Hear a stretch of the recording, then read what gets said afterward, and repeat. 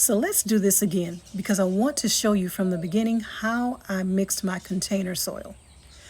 So I'm going to start by using old soil from one of my planters, and then I'm going to mix in new soil. What I like to have is a 50-50 blend. So I'm going to dig down to the bottom of this container because it's way too full and I need to have room to add new soil. I want to leave at least 2 to 3 inches at the top of the planter. Now I'm going to add the new soil, which is a combination of organic compost, something new I'm using called peat humus, and then perlite and vermiculite.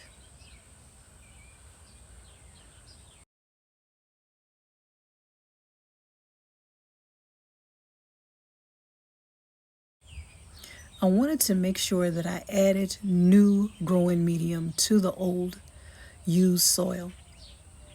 I continued to dig down to the bottom of the planter and dig up more of the older soil so I can make sure that I had room for the new growing material. It is rich with organic matter, especially the peat humus. I hear that peat humus is one of the richest forms of organic matter. And like I said before, I had to take out some of the old so I can have room for more new soil and also leave that 2 to 3 inch gap or space at the top of the planter. Oh, and I also made sure that I added bone meal and blood meal, and also a fertilizer. Normally I use tomato tone or plant tone.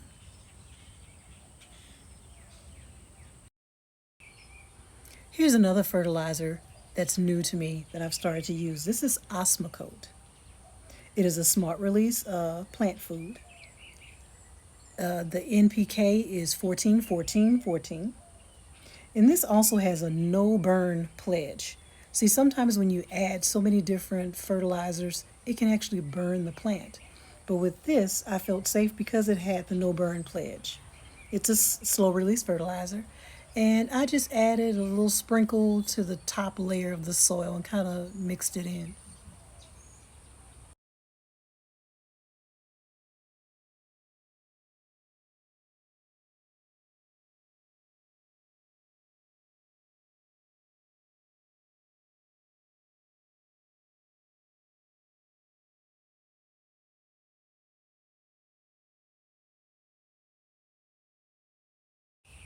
Another thing I like to use when I'm transplanting new plants is biotone. So I had a little cup next to me and I just sprinkled just a little bit into the soil, mixed it in, and then pinch off those bottom leaves of the tomato plant and plant it in as deep as possible. I actually could have gone a little deeper on that other plant,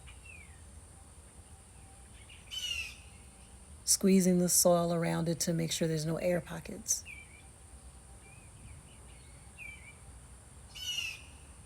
And then I decided to add a little more of that rich organic material. And then there's lots of perlite and vermiculite in there too. The perlite is for drainage and the vermiculite is for moisture retention, but also the organic compost that I'm using, it states that it helps retain moisture also.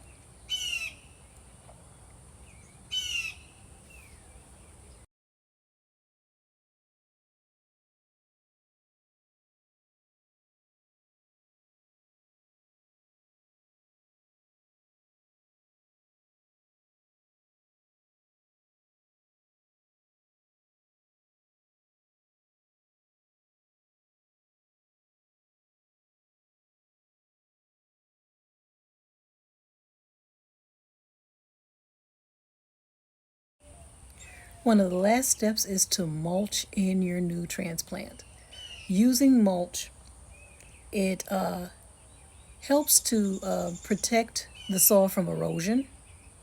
Just think about it, when you're watering or when it rains, that top layer of soil is affected by the water.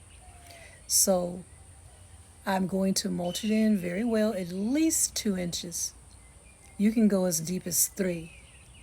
Also, the mulch helps to retain moisture in the soil.